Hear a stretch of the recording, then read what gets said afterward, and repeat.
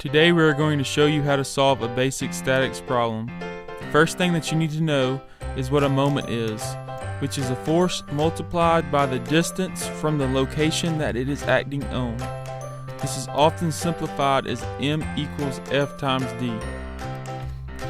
For this problem, we are given the moment and the force that is acting on this cantilever beam, and we are going to back calculate the angle that the force is pulling on.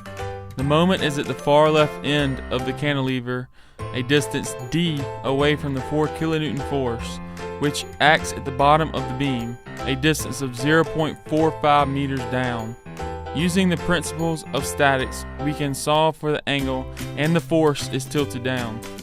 The 4 kilonewton force is a vector that acts in both the x and y directions. So the first step that needs to be done is to resolve the force into its x and y components, and the angle that the vector makes with the horizontal. The first equation that we will use is to sum the moments in the cantilever about point A, where the moment was defined in the problem statement as 10 kilonewton meters. By multiplying the 4 kilonewton force by sine, it breaks it down into the y component, and using cosine we can get the x. These resolved forces are then multiplied by the distance that they act away from point A, 3 meters horizontally or 0.45 meters vertically. Simplifying the equation, we get 12 sine theta minus 1.8 cosine theta equals 10. This relationship can be better seen by drawing the right triangle that is formed by the force. We use the values created by multiplying the force by the moment arm as the legs of the triangle. Using the Pythagorean theorem, we can find that the hypotenuse is equal to the square root of 147.24. The angle theta that we are solving for is the angle that is formed with the horizontal. So first we must solve for phi, which we can then use to find theta.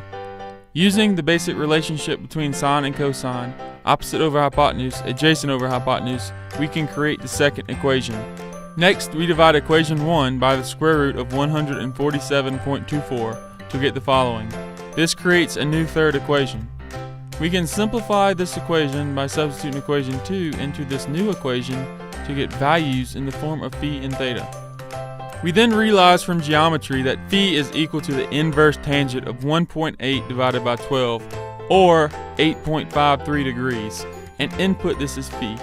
By simplifying the equation and isolating the variable, we get that theta is equal to 64 degrees.